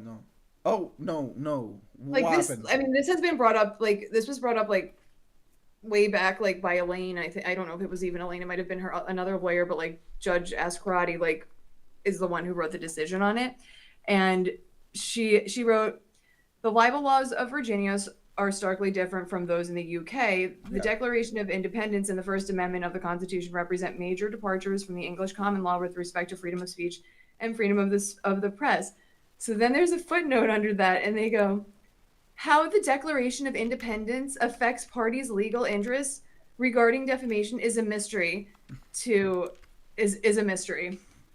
And I'm like, I bet you don't understand why the Declaration of Independence is important to America and Britain. You idiot. Like that's how we left, you know? Like that's why like I just was like, you're gonna throw snark at that at a Marine talking about the Declaration of Independence. That flipped me out. Yeah. Did you know that she was a Marine? No. Judge Ascarati? Yeah. Oh, yeah. I knew she was. She was a former U.S. Marine, and she started. I think she took her role as a judge in 1997. If I'm being I didn't know correct. this. Last night I learned that she's the chief judge from, I don't know who said it, but it was on Ian's thing. Yeah, for her age, she's very decorated because she's still a young girl. So she's Is she? very she's. I love that she had I think she's like Pooh Bear backpack. I think she's like 46, 40. Yeah, like I mean, our age is kind of showing there a little bit. I think she's like 46, 48. Yeah. I think, if I'm not mistaken. I liked her. Yeah, I thought she was a good judge. I really did. Yeah, same. I don't know. There is nothing really to talk about here apart from them. Apart from it being alleged that Miss Heard's. Yeah, this is the one. The trial court should have ruled that Miss Heard's op-ed was protected speech. Yeah, that it's her opinion. It's like, come on. You can't allege. It's like saying It's the one exception. Like, not the one, but it's Miss like one. It's like one of very few exceptions to free speech, man. I'm sorry, but you this can't ain't go it. out. You can't go out and say this person. Let's go wild a little bit here and theorize and say that Amber Heard was to come out and say that Johnny Depp abused Lily Rose. Is that protected opinion? No. It's obvious why it's not protected opinion, because you can't just how. Do you know what I'm trying like? So Yeah, I mean, well, okay, so let's say somebody made a similar. I'm not even going to say it in regards to these people because I don't want to say it's true. Like, let's say somebody made like the same exact allegation. All alleged. By the way. I'm not saying that happened. All alleged. And they wrote about it in an article or something. Like, that wouldn't be defamation because it's like public policy or whatever. Wait, say that again. Like, hold on, let me read where it says it. Generally, a statement of opinion relating to matters of public concern, which does not contain provable false factual connotations, will receive full protection of the First Amendment. I wrote in my note, I was like, okay, well, the jury found that it was provably false and with actual malice. Yeah. Like it's obviously not. I was like giving a hypo, but like this is also like this is a I don't know. This is just they also cite no case law. They cite no case law Yeah. for this. It's like it's insane to argue that it's protected opinion Defaming somebody is protected speech. yeah, for alleging that they accuse someone of abuse, and uh, and they face their like I get, you know what, I will say I do understand what they're trying to argue, because by the language of it you can maybe say that it was an opinion to say I'm sorry. I'm sorry. I don't I can't play the devil's advocate. They're trying to say that it's her opinion that maybe the abuse was worse, like in her opinion, like the way that she's explaining it. But that's a bullshit argument. Yeah, like I can't do it, because how do you say I had the rare vantage point? That is not an opinion. That's a fact. That on its face is a fact. You can't say, oh, it was my opinion that I had a vantage point, that I saw men accused of abuse be protected. No, that is not to me, it's just not an opinion to hold. Or like I stood up to sexual violence. Is that an opinion? That isn't an opinion. I guess like it could be, but like. But no, but how do you? I'm sorry, but it's like it really can't. But if that's all you got, you're gonna argue it, and that's what they did. I can't believe they had a junior associate write this. I'm cracking up. Amber's probably so pissed. But yeah, I'm gonna stop there, because I don't think there was this brief. It's a better argument than saying I don't like this. Reverse it. It might upset other people if you don't. Like this one at least is trying with the First Amendment thing. Like you gotta at least give it a shot, you know. They're still they are still going about it in the wrong way, though, in my opinion. 100%. Because nothing in reading through the whole brief, which I do implore all of you to do on your own. The footnotes are hilarious. I recommend reading the footnotes. There was a footnote that was like, it was an invasion of Amber Heard's privacy that they found, that they asked her to give her the information about what happened at the Seattle airport. Like about her being arrested. Like, okay. No. Your credibility is at issue, honey. Sorry. Like it was an invasion of privacy. Oh God. Kat from the comment section says it's a position of first-hand knowledge or first-hand statement of intention. I think she's talking about the rare vantage point and it not being a political opinion, which yeah. Can you say again what she said? I can't see. No, it says it's a position of first-hand knowledge or first-hand statement of intention. From what I'm honest, I think she's referencing the rare vantage point argument that I was basically saying, and what she's trying to say is if it's first-hand knowledge, there's no way that that's an opinion. It's fact on its face. It's like saying Christopher Columbus discovering America is opinion. Well, it could be because technically the Native Americans found it. Oh, but well, it's also that this reminds me of the actual malice argument, because like if she's got firsthand knowledge of what happened and that didn't happen, like what she says didn't happen, then that's actual malice because it's a lie. Yeah. You know? Yeah, it's a lot easier to prove actual malice with somebody than a paper. It's a lot easier. Hi Chandler, thank you so much for joining. I didn't even know that you were here. Yet they called Ellen Barkin. I don't know. Kat, what do you mean by yet they call Ellen Barkin? I actually don't know what she means by that. But Hard Future says they call it incorrigible. I don't know what. Incorrigible. Incorrigible. Let me actually Google that. Actually, one second. Let me Google this quickly. Google come to the rescue. Incorrigible. I like learning new words. I think it means like almost like unable to be satisfied. Yeah, of a person or their behavior not able to be changed or I like it when I like it when I don't know something and then it just fits. I don't know if any of y'all have been invited guests in court, but nobody gets treated with kid gloves like she has. It's absurd. Yes, I agree with Hard Future. Like she has been, she literally has been pampered. From what I'm seeing here, from the people that have stuck up for her, from all of these things, I'm not saying that sure. I'm not saying she doesn't deserve support, but I'm saying she doesn't deserve support because She doesn't deserve this much support, to be fair. Like, do people not know that she's full of shit? no, I don't know what word to use. She needs to get But help. I know when someone, I will say this, when someone says you lied, it can be subjective. It can There are be. instances where it can be. Yeah, it can be subjective.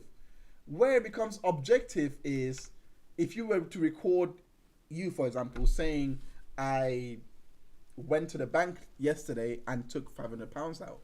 And then you came and told me today, well, sorry, $500. And then you came and told me today that no, I actually didn't take $500 out. I took $250 out. And I'm like, but I got you on record here saying you took $500, and I play it. That would be a lie. That's not opinion. That's not subjective. That's objective. You know what I mean? So I can understand where people can say she's not lying. However, there is audio recording to say I did this, I did that. There is audio recording as well. And then there also, on the other hand, there, even though Depp took drugs and all of these things, it is not an. I'm sorry, but if you listen to the hours and hours of audio, you cannot conclude that she doesn't mention physical violence as being a problem at all. She like literally won't leave.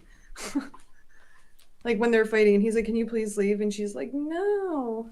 And the worst part is, I've seen, like, after Australia happened, from what I understood of it, she wanted things to go back to the way they were in Australia. That will always baffle me because I'm like, but then they like to defend her and say, oh, victims act in a strange way. And I'm like, but really, what's... and like that saying that is like, then anybody could be, you know what I mean? Like if somebody's like, I don't know. It's just, what's weird? How do you define weird?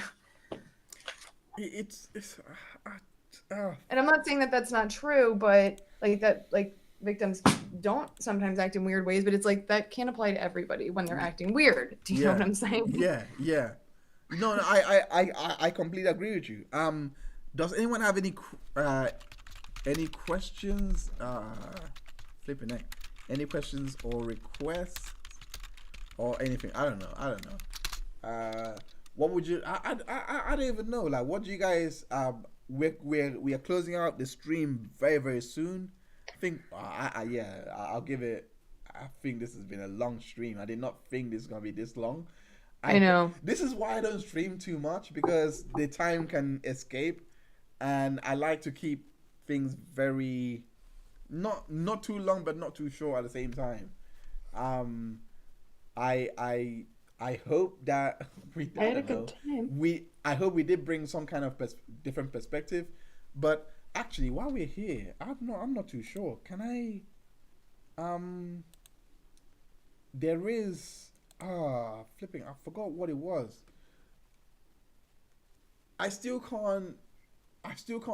There is one information actually that I do want to go to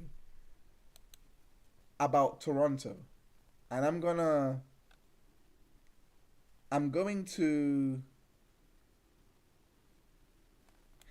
to add this into the into the doc. This is actually in the doc.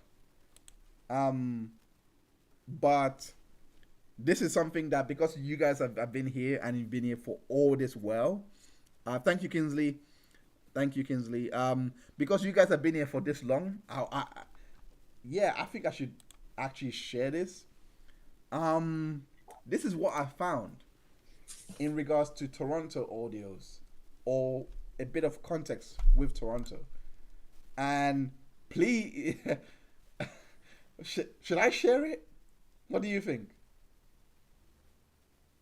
Well, I'm like, I don't know why. What are you hesitant about? I'm not hesitant. I'm just, I don't know, because I haven't seen anyone talk about this at all. Who's in? I think the people that you've mentioned their names.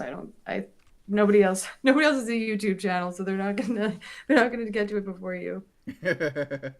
But yeah, I'm not sure who's seen this, but I haven't seen it. You told me about it. Yeah. But this is on the 15th of September 2015. There is more to this. There is actually more to this. And I do have the other half, but this is one half of it. And it says here, Black Mass premiered at TIFF last night. Sarah's review is coming up, but first, because it's Johnny Depp, and there's been so much drama about Johnny and Amber in Toronto, we are starting there.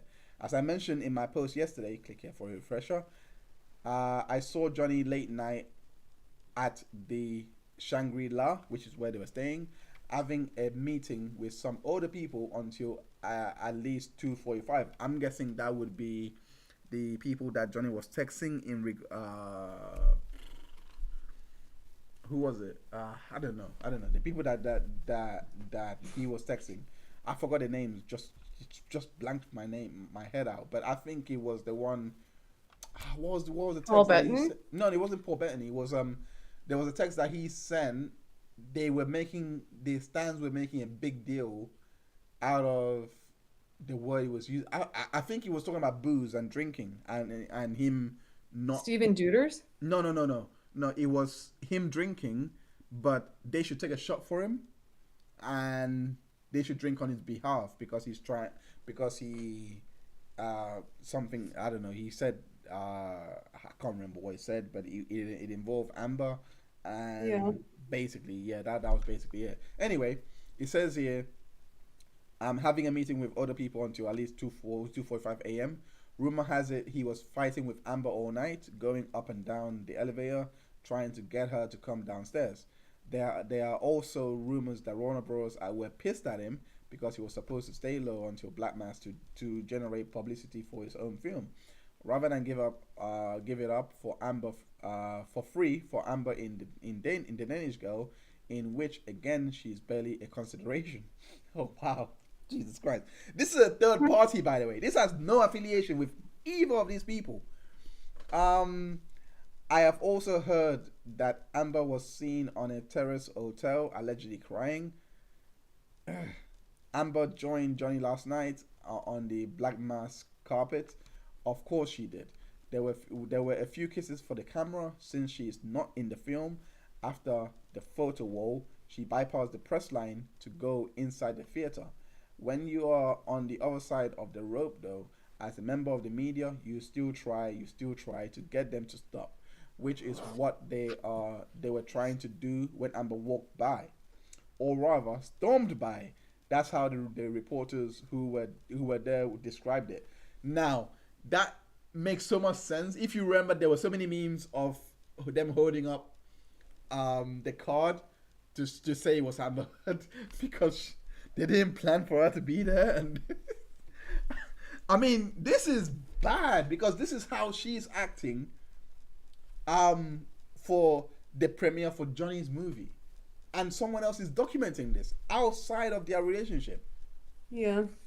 And she's not coming off in the best of light. The person documenting is seeing her crying, but it's not as crying as, oh, something bad happened to me.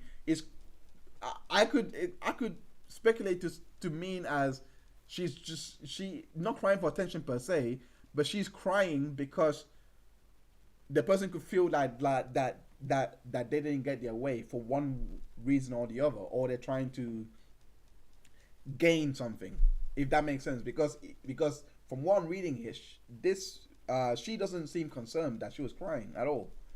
And anyway, it goes on to say Amber's mother was waiting for her and ended up telling Maury from Kiss 92.5 who she was. When Amber saw that her mother was talking to the media, well, she asked some advice.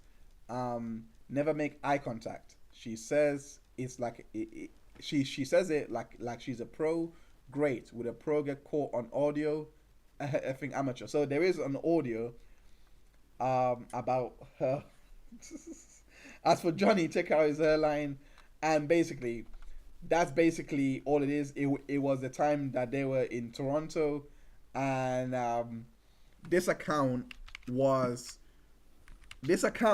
in my opinion, was what they were arguing about on the 4-hour audio when they were in Toronto, and also corroborates with the unsealed documents when it comes to when there were, again, these references were all to Toronto, and it seems like Toronto really bothered her.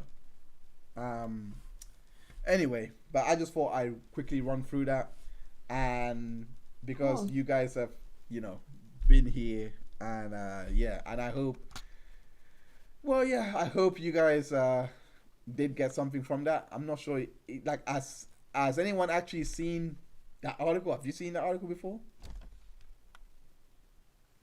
Not me. Oh yeah. But yeah, thank you so much for tuning in. Thanks for having me. I'm sorry. I know you're tired. I'm hungry. I'm hangry. But yeah, thank you so much for joining me. I hope we can do this again, because Jesus Christ, there is so much coming up. The Clenny case I want to cover so badly. I have been waiting to cover that case so badly before it goes to trial. There's so much that I want to do, so I hope we can link up once again. Do check her out on whenever. Do check her out on the Legally Blonde pod. The link Legally Dirty Blonde pod. Legally Dirty Blonde pod. See, your branding is so on point that I always drop the dirty. But yeah, the link is in the description. Thank you so much for coming on. Kat says there is a video of her telling her mom not to look at the paps. Yep. Not to look at what? Yeah, I remember that. I remember that video. Like she was basically instructing Whitney and her mom. I think Whitney was there as well, to basically not look at the paparazzi, etc., and just walk face on. Oh, okay. She's walking. It just shows how controlling she is, basically. But yeah, my favorite YouTuber and my favorite lawyer. Oh, thank you so much. Oh, that was really cute. Yeah, thank you so much. Thank you, KH. Thank you so much for that. Thank you, Kinsey, for joining us. Thank you, Chandler, for joining us. Thank you, Hard Future, for using all of you guys that have been commenting in the chat. Thank you so much. Shirley Escargo, KT O'Leary, I appreciate you. Yeah, Kinsley, and I think I shouted you out twice. Charlie, who's gone to sleep. Charlie's gone to sleep as well. I know she can't hear me, but anyway, thank you, Yelly Bean. Thank you so much for joining. Yeah. So Picky B as well. Thank you so much for joining. Yeah. That's the only people I can see from the chat that I'm shouting out. But yeah. Any final thoughts? Any last words? Legally Blonde? I'll be back. Legally Dirty Blonde? The Terminator. I'll be back. All right. But yeah, thank you so much all of you for joining. Do follow LDB Blonde Pod on Twitter. Your name is Follow amazing. Dr. Hines if you're not. Subscribe. Yeah. Subscribe if you're not to Dr. Hines. Yeah. Thank you so much. But yeah, do like, share, and subscribe. And see you on the next video. I have a new video coming up, and it's the Taylor Lorenz case with Ari Jacob. There's developments in that. I'll be publishing a new video. So thank you so much for tuning in, and take care. Have a good evening. Stay blessed.